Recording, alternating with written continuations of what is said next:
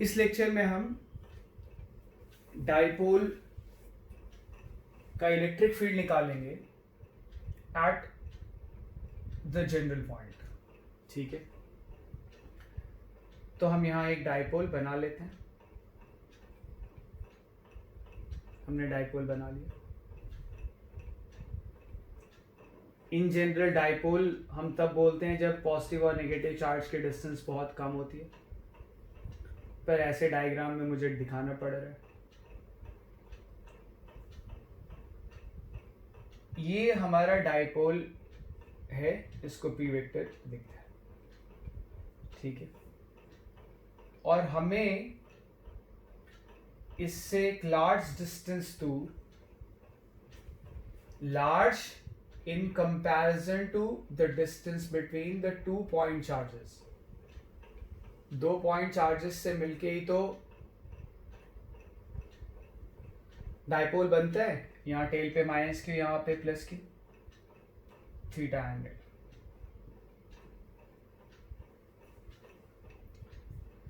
Are is much greater than D. यहाँ पे हमें फील्ड लिखा इस पॉइंट पे। ठीक है, हमने अभी डाइपोल के एक्सिस पे और डाइपोल के इक्वेटोरियल प्लेन पे इलेक्ट्रिक फील्ड निकाला है। ठीक है, ये हमारे पास एक डाइपोल है। हम इस dipole moment is a vector quantity. हम इस डाइपोल मोमेंट के दो कंपोनेंट कर लें। एक कर लें आर के अलॉन्ग और एक कर लें आर के परपेंडिकुलर के अलॉन्ग। ठीक है, एक आर के अलॉन्ग, एक आर के परपेंडिकुलर के अलॉन्ग, सच दैट कि दोनों कंपोनेंट का मिड पॉइंट ओ पे रहे। तो ये आर के अलॉन्ग, ये आ गया पी का कंपोनेंट आर के अलॉन्ग। कितना आ गया? P1 बोल देते हैं। थीटा एंगल पे कंपोनेंट क्या होता है? Cos theta. ये कॉस थीटा हो जाए। तो एक तो आर के अलॉन्ग और एक आर के परपेंडिकुलर के अलॉन्ग 90 डिग्री पे। तो आर के अलॉन्ग कंपोनेंट कर लिया। अब आर के परपेंडिकुलर के अलॉन्ग कंपोनेंट हमें पता ही है, कंपोनेंट करना आता है हमें।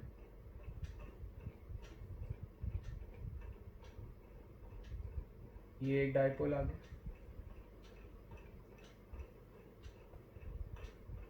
ठीक है, तो इसको P2 बोल दें। और P2 दरअसल क्या होगा? P2 होगा P साइन थीटा, और ये डाइपोल है P।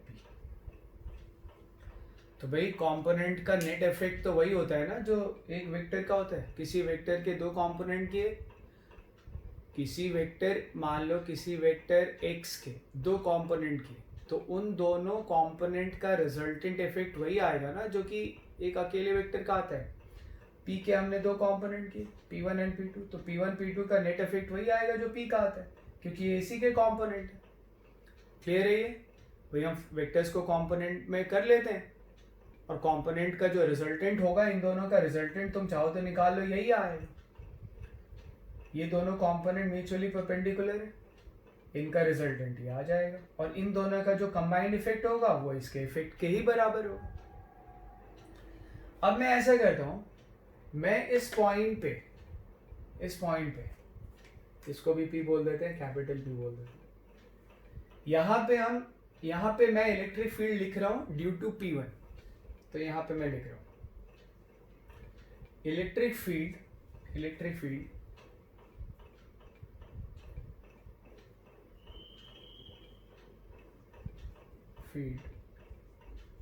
at P due to P1 dipole. दो डाइपोल बना लिया। तो जरा ध्यान से देखें P1 डाइपोल को और इस पॉइंट P को जहां पे हमें इलेक्ट्रिक फील्ड लिखना है। तो जब हम P1 डाइपोल को देखेंगे और पॉइंट P को देखेंगे जहां पे हमें इलेक्ट्रिक फील्ड लिखना, और कुछ मत देखो, तो P1 डाइपोल को तुम देखो और इस पॉइंट P को देखो तो तुम्हें दिख जाएगा ये पॉइंट P जो है वो दरअसल P1 के एक्सिस पे, ये पॉइंट P दरअसल P1 के एक्सिस पे, और एक्सिस पे जो फील्ड होता है वो डाइपोल मोमेंट के अलोंग होता है। डाइपोल मोमेंट P1 का इधर है तो एक्सिस पे फील्ड डाइपोल मोमेंट के अलोंग होगा, इसको चाहो तो E1 बोल दो। ठीक है, कितना होता है? डाइपोल के एक्सिस पे जो फील्ड होता है उसका मैग्नीट्यूड होता है 2k P1। P1 की वजह से लिख रहे हैं P1, जैसे फॉर्मूला 2kP होता है, पर P की वजह से तो लिख नहीं रहे हम, P1 की वजह से लिख रहे हैं। वो P1 के एक्सिस पे तो है नहीं, सॉरी P1 के एक्सिस पे तो है, पर P के एक्सिस पे तो ये पॉइंट है नहीं जहां पे हमें फील्ड लिखना है। P के लिए तो कोई जनरल पॉइंट है सच दैट कि OP डाइपोल मोमेंट के साथ कितना एंगल बना रहा है? थीटा। ये कह लो R वेक्टर का टेल कहाँ पे है? ये हमारा डाइपोल है, ब्लैक कलर से मैंने बनाया। डाइपोल हमारा O पे और R वेक्टर का टेल कहाँ पे है? डाइपोल पे, हेड उस पॉइंट पे है जहाँ पे हमें फील्ड निकालना है। तो R वेक्टर दरअसल डाइपोल मोमेंट के साथ कितना एंगल बना रहा है? थीटा। हमने डाइपोल के दो कंपोनेंट की, एक P1 और एक P2। अब हम P1 और P2 के ऐसे फील्ड जो निकालेंगे उसका जो रिजल्टेंट आएगा वो दरअसल P का ही तो फील्ड होगा। P1 और P2 का कंबाइंड इफेक्ट क्या देगा? इस P के फील्ड को देगा। क्लियर है ये? P1 का फील्ड निकालो, P2 का फील्ड निकालो, दोनों का कंबाइंड इफेक्ट क्या होगा? इसके बराबर होगा, यानी इसके फील्ड के बराबर होगा। तो जब हम इस पॉइंट पे फील्ड लिख रहे हैं, तो भाई हमने किसकी वजह से लिख रहे हैं? P1 की वजह से। तो हमने पॉइंट की लोकेशन देखी P1 के रिस्पेक्ट में, तो हमें देखा कि वो P1 के एक्सिस पे, तो P1 के एक्सिस पे है, तो P1 की वजह से वहां पे फील्ड क्या लिखेंगे? 2k P1 अपॉन डिस्टेंस का Q। P1 का मिड पॉइंट O पे और O से डिस्टेंस कितनी है? R। तो ये E1 आ गया, 2k P1 अपॉन RQ। तो इसका मतलब E1 क्या आया? इसका मतलब E1 आया 2kP cos theta upon R1Q। ये आ गया। ठीक है, इसको हमने, अगर तुम्हें ध्यान हो तो इसको हमने, जो हमने पहले एक जनरल डेरिवेशन किया था, इसको हमने R कॉम्पोनेंट कहा था। इसको हमने क्या कहा था? R component. ठीक है, चाहो तो इसको तुम R कॉम्पोनेंट कह लो। ठीक, अच्छा, अब P1 की वजह से लिख लिया, अब P2 की वजह से लिखेंगे। किसकी वजह से लिखेंगे? P2 की वजह से लिखेंगे। अगर कंफ्यूजन हो रहा है तो E1 ही रहना। अब P2 की वजह से लिखेंगे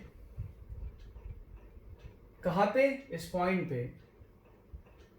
तो P2 के रेस्पेक्ट में उस पॉइंट की लोकेशन देखेंगे, ये एंगल 90 डिग्री।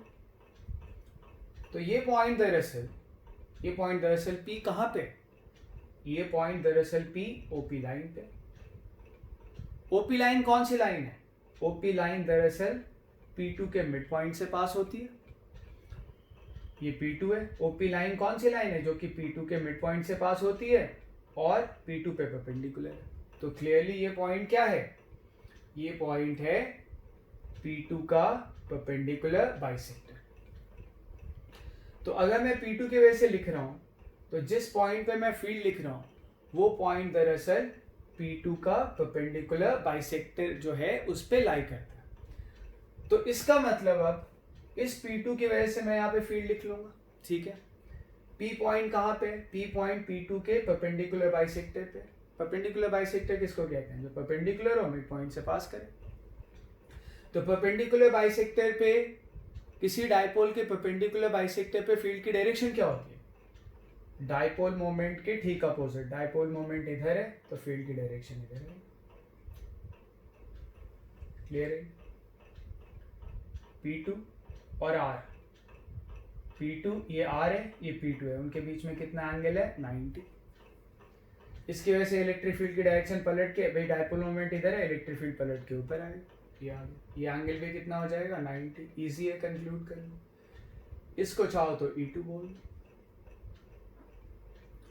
क्लियर है? तो E2 क्या आ जाएगा?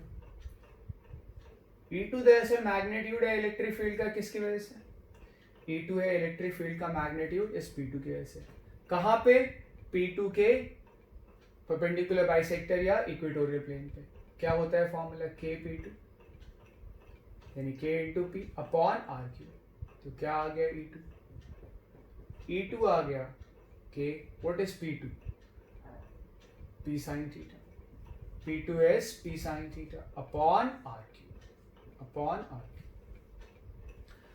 तो दोनों कंपोनेंट आ गए, क्लियर है? ये हमने दोनों कंपोनेंट की वजह से फील्ड लिख लिया, यानी इसकी वजह से फील्ड आ जाएगा। क्या आएगा रिजल्टेंट फील्ड? रिजल्टेंट फील्ड क्या आ जाएगा? रिजल्टेंट फील्ड आ जाएगा E इज इक्वल टू, इसका वेक्टर सम करोगे। अब क्लियरली इनके बीच में एंगल कितना है? 90 डिग्री इन दोनों के बीच में, E1 और E2 के बीच में। तो E आ जाएगा, रिजल्टेंट फील्ड आ जाएगा E1 square plus E2 square. तो E is equal to E1 square,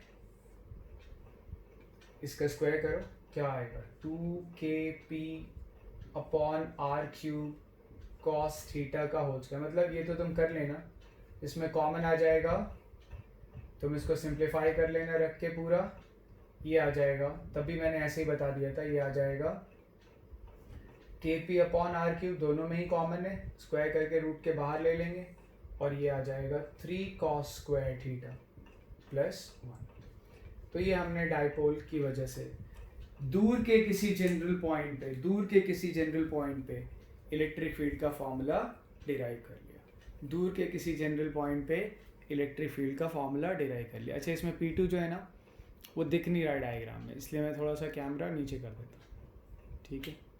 यार P2 मैं इसको कह रहा था, P2 इसको कह रहा था जो कि R वेक्टर के परपेंडिकुलर है, और P1 किसको कह रहा था? जो कि अलोंग द R है। हमने P के दो कंपोनेंट किए थे, एक अलोंग R और एक परपेंडिकुलर टू द R। तो ये R, ठीक। तो इसके साथ मैंने ये जनरल डेरिवेशन तो मैं करा दिया डाइपोल, ठीक, इलेक्ट्रिक फील्ड का। तो अभी डाइपोल में एक चीज़ और रहती है कि दो डाइपोल के बीच में इंटरेक्शन एनर्जी, ठीक है, दो डाइपोल की इंटरेक्शन एनर्जी, वो हम देखेंगे बाद में, ठीक। इस वीडियो लेक्चर में इतना ही।